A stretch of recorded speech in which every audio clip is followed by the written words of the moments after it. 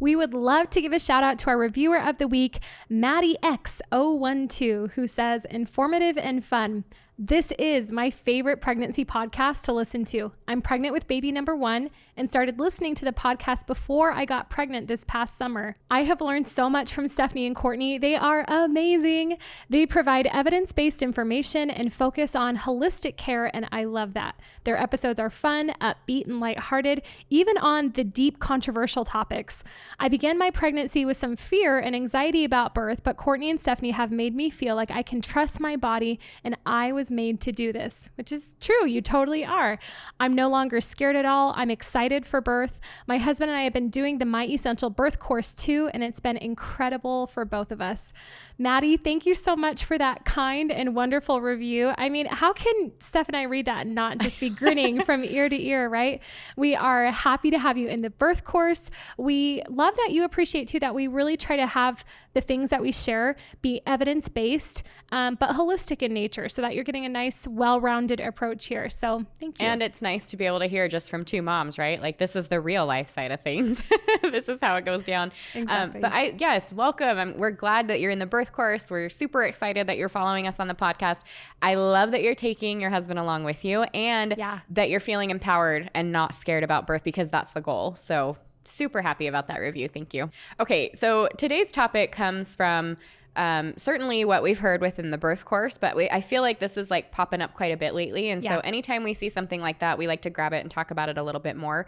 But for our moms that are in some kind of group practice, whether that's an obstetric practice or a midwife in or out of hospital practice, meaning that you're not meeting with the same provider at every visit, and or you're not necessarily going to know who your provider is when it's laboring or birth time, that's who we want to talk to today. We want to tell you how to make it a little more personal.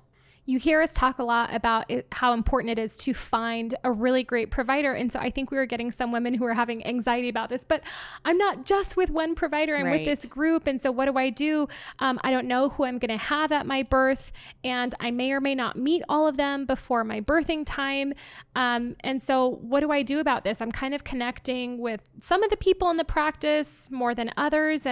But what if they're not the one to deliver? Anyway, lots of questions about that. We understand. And it's okay. We don't want you to feel pressured either if you're like, I really do want to connect with a provider, but my insurance doesn't cover XYZ. Like, you're okay. You're okay. You can have really great experiences no matter where. Or maybe you've moved to this practice coming from a single provider because the overall philosophy is better. And so you just want to know how to make that work. Either way, we're going to give you all the tips and tricks you need to be able to do that. So what we're going to share with you are some ways to make this a more personal experience for you. The first thing you can do is schedule to meet with everyone in the practice. I know that sounds a little intense, but I promise if you call and you explain that to the receptionist, look, I just want to make sure I'm on board with everybody, that we're a good fit. Obviously, they're probably not going to be able to get them all together in one room for you to like go around and meet, but little by little, appointment by appointment, you can do that. Yeah, and I think we wanted to bring that up because in some practices, you can request to see the same provider over and over and over again because you click with them because you like them.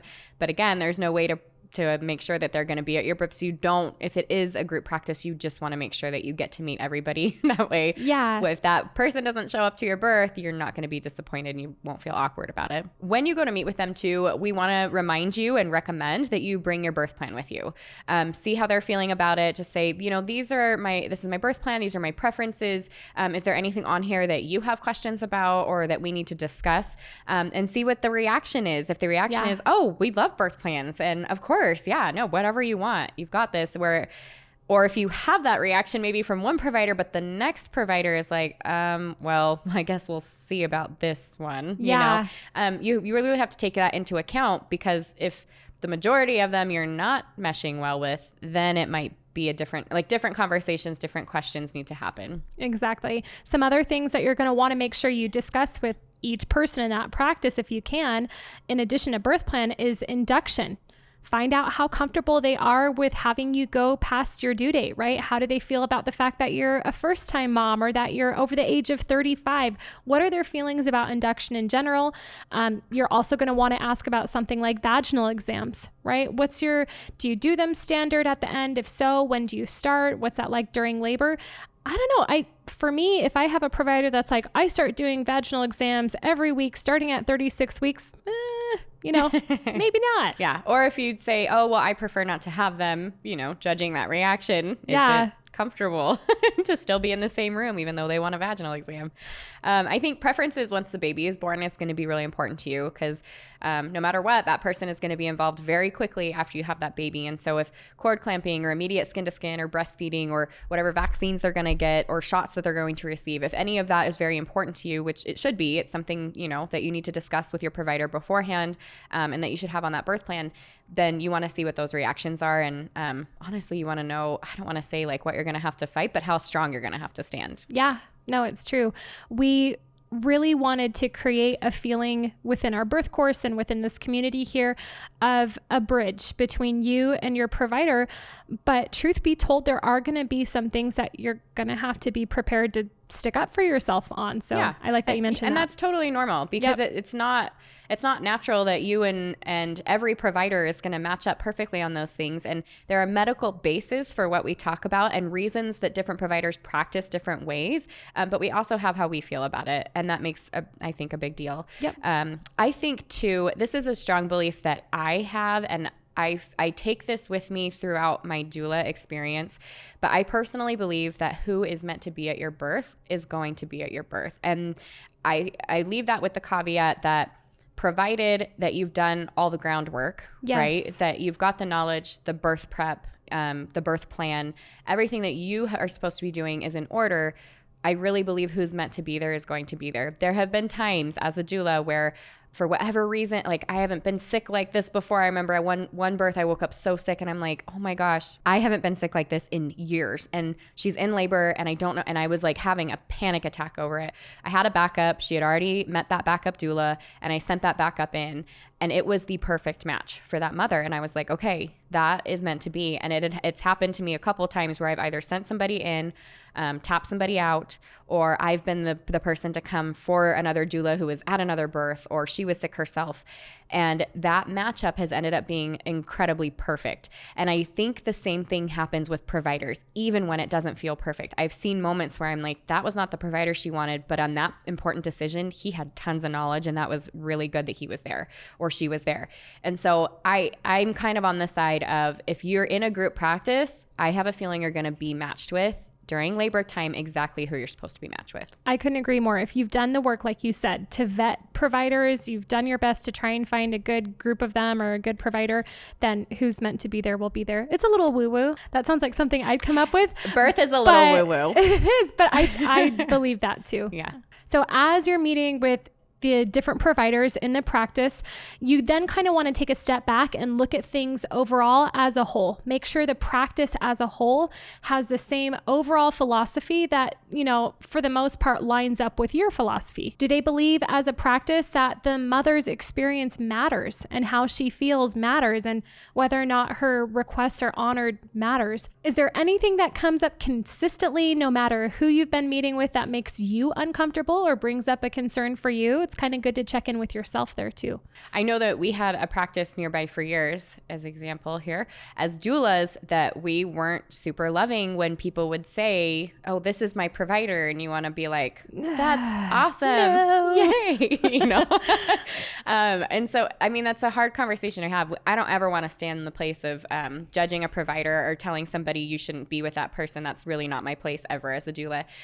However, letting them know or being clear about these are the experiences that we've had, ask these questions, or it's such a tricky thing. So some of the issues that we had would be like the provider would agree with the birth plan the whole way through for the mothers. And then when we would attend the birth with the mother, it would go off like all of a sudden, birth plans in the air. They change things on mom. They're like, wait, you said whatever. Well, this is going on. And it had happened more than once and with several doulas. And so you start looking at these things and you're like, we need to, anyways. So birth would look really different as it was discussed. We'd see lots and lots of inductions with this practice, even though they were told, no, we don't induce unless medically necessary. And lots of medical intervention. These were medically managed births, like from the moment that they got to the hospital, it was super managed, but the prenatals would be okay. And that was the tricky part, right? So, well, it feels kind of like a bait and switch. You know, they're telling you everything that you want to hear and you're thinking they're on board. And then you get to birth, you're like, wait, what? No, that's not,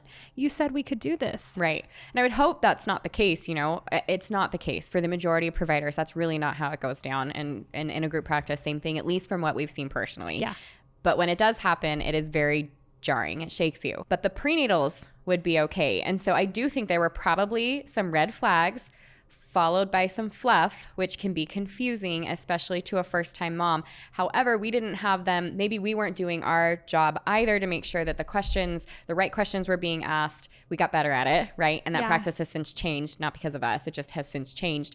And then being really clear about, but you still have the power, like no matter what, like no matter what's recommended or what, like if it goes off your birth plan and there's not an evidence-based medically necessary reason for things to go this other way, you still have that ability to say no. Well, and I think that this is where the power of community comes in, because I know not everybody likes being on Facebook, but if you can tap into a local mom's Facebook group or something like that, a doula group, and just say, hey, what do you know about this provider?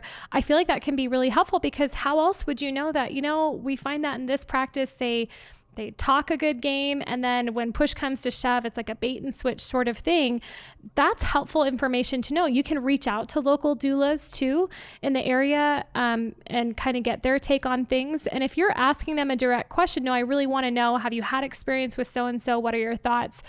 I would share with somebody if they asked. Yeah. I just, obviously the first thing isn't, oh, you shouldn't be with that provider. Yeah. What? Girl, run. Yeah.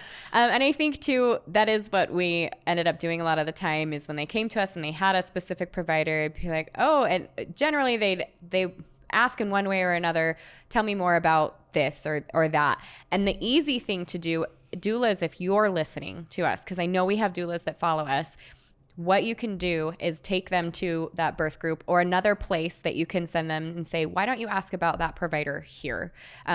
Or I just bring it up. You know, I've actually heard of several women who have had that provider recently. If you go to this group, you can ask your questions there and get them answered. And so it doesn't have to be a direct, you know, the goal is for us to have a really clean relationship with the mom so that she's comfortable with us, we're comfortable with her. I don't want there to be any like judgment or anything that makes her uncomfortable, right? Because that's not good for birth. So. Well, and you want her to know that the decision-making power lies with her. You're there as informational support. You're just trying to help her get pointed in the right direction. Another thing that you can do, in addition to sort of interviewing everybody in the practice, is consider getting a doula.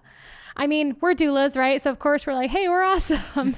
But often when a mom does want some consistency, but the insurance covers the group practice, or for whatever reason, mom wants to be at the group practice, the doula can be the person that adds that consistency that you're craving or that you're looking for, because doulas work for you. They don't work for your provider. And so they'll meet with you 1 to 2 times before the birth or whatever they outline in their contract. They're likely to meet you at home before you head to your birthplace. They're going to be the ones who know your birth preferences in and out. They're going to help protect them. They can't speak for you on your behalf, but they can give you informational support, right? And make sure that you've got all those options during labor. And I think on the other side of that is, well, and maybe before the doula, right, is to train up your partner. Oh, yeah. Your partner, your husband, baby's daddy, they should be really knowledgeable about what your preferences are before you move into your birth space. Otherwise, they're not going to be able to help you protect them. And I think especially with COVID, since you may or may not be able to take a doula into your birth space just yet, they definitely better be letting baby daddy in there, right? And so no matter who your provider is or how they practice, your partner is your voice when you're in birthland, right? That's when you hit that place in birth where you're like, I am focused on what I'm doing. I have to be in here in my head. I can't necessarily say what I'm feeling or really think through a reaction to what you just said to me. I just need my birth plan followed. I just need my decisions respected. And so that's where your husband or your partner comes in, and they should be able to do that pretty comfortably. Your partner, whoever's supporting you through birth, should know what normal birth looks like. They should recognize that it's a normal physiological process that healthy women go through, and they should know what that looks like, meaning in a non-medically managed way, how does that normally play out? They should know the different options along the way throughout the birth process. And always, not just at a group practice, your partner should be just as familiar with birth and the process as you are, which should be a lot. In other words, they should be watching the videos that you're watching, doing the rehearsals with you, being really involved. They should see birth videos. They have to watch other birthing women because they're not going to know what normal looks like otherwise. And here's the thing. When a provider comes in or a nurse comes in and they recommend something, if they don't know what the opposite is, if they're like, oh, like provider said something that must be the place to go, if they don't have any other information, well, neither one of you are going to be in a place to say, no, thank you. It's just, you kind of end up going along with whatever happens there. So it's really important that your birth partner is really involved. Above all, and we say this a lot because it's true, we really want you to trust your intuition. We had a girl within our birth course group that was asking about being in a group practice at a birth center that's attached to the hospital. Her husband's not allowed at appointments, and midwives are not allowed in the room for more than 15 minutes per appointment. And she was afraid she was going to be easily offered medication and really kind of pushed into a birth that she didn't want because of it being attached to the hospital. And she asked, what should I do? So here's what she did very well. Number one, she reached out and asked for help. She asked what questions she should be asking her current provider, which is the best question she could have asked. She scheduled an interview with another freestanding birth center that was actually a little farther away, but she was willing to travel if she wasn't happy with the information that she got from her current group practice. And so here's the questions that she was we made questions around her specific concern. So she's like, I'm afraid of this, I'm afraid of that, just what Courtney had talked about. And so we said, okay, here's the questions you need to ask to get those fears taken care of or figure out if they're valid and be able to move on.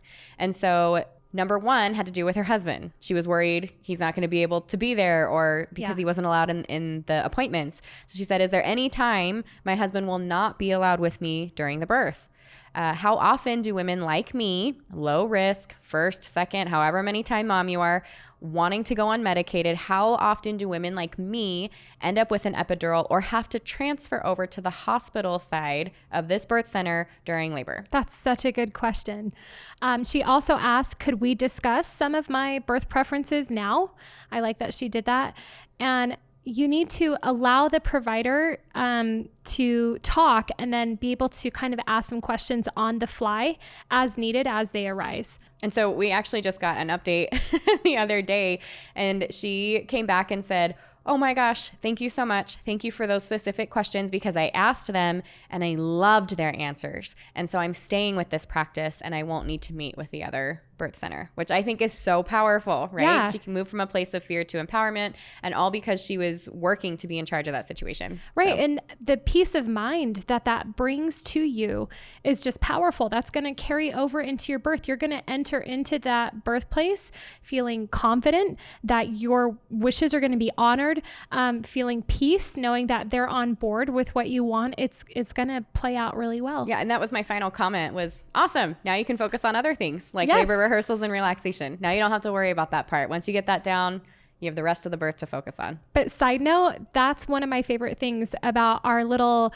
My Essential Birth Course Mamas group that we have for our students in there is being able to get very specific and tailored help to their situation. Well, and doing it publicly too allows everyone else to learn from that. So you don't have to be the one asking the question out loud, which this one was asked privately anyways. But when we have those group discussions, it's like, great, you just taught everyone, Yeah. And we actually just had, just like kudos to this mom too, a mom within our course within that private Facebook group she just posted and she's like, I just wanted to let you women know that I see you. Like, I see you walking through these hard things. I see you asking these questions. She's like, and you are strengthening me so much. And I'm like, yes, thank you for saying it out loud. And then there were several women that commented on that, like, me too. Yes, I'm here. Like, I'm here. I'm watching. Like, you're making a difference. So empowered women empower women, right? Like, we support one another. It's great.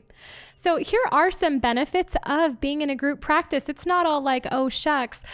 We did an episode a while back where we were talking about a case study done with 2 different California hospitals. Do you remember this? There was the LA County Hospital, yes, and I think it was San Francisco General. And in San Francisco General, it's kind of like a group practice. You don't know who you're going to get, but their philosophy for all of them is that birth is normal. We're not in a rush. You don't need to be in a rush. We're very hands off. We'll only step in as needed. And they have amazing birthing outcomes. And so anyway, there's benefits to being in a group practice. So here's what some of them are. There's no surprise or worry when a single provider takes a vacation right around your due date. You don't have to panic.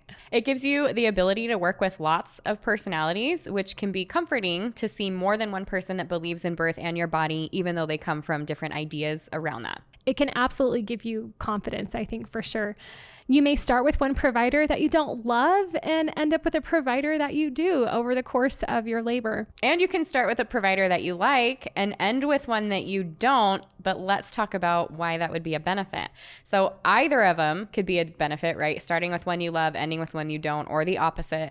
It depends on the provider and your experience, but this change in provider can also bring some renewed energy. It can bring some different options. So maybe by provider you don't like, I mean, maybe the provider you thought you weren't going to love in your birth space, but then maybe they bring those different options, or they really surprise you and kind of like brighten things up.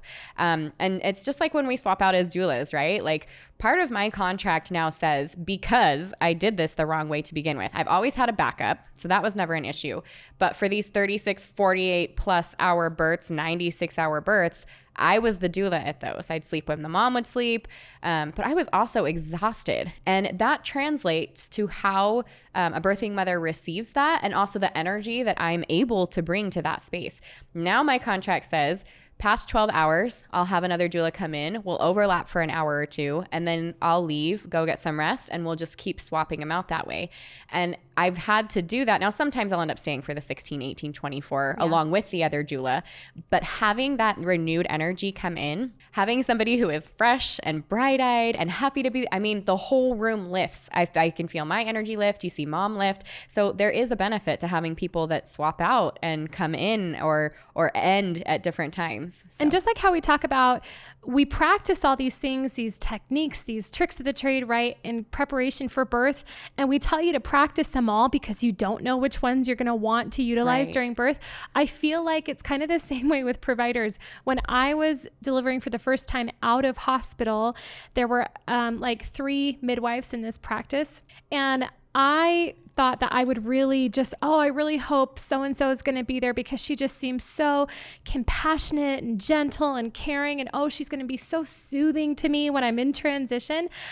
That's not who is at my birth. Instead, I got this woman who was like, you're fine. You can do this. Like Suck it up, buttercup. Exactly. And I think that in a time in that birth, and I've told that story a bunch of times, but it was the first time where I was kind of second guessing myself. My first 2, I didn't do that. And I was having some stalls and I was having some things. And she was a very take charge, like this is what we're going to do kind of thing. And I think that's what I needed during that time. So to your point, who's meant to be there, I think will be there. And so don't worry too much about it. I have to laugh a little bit about that because it reminds me of my epidural situation that I had with my first.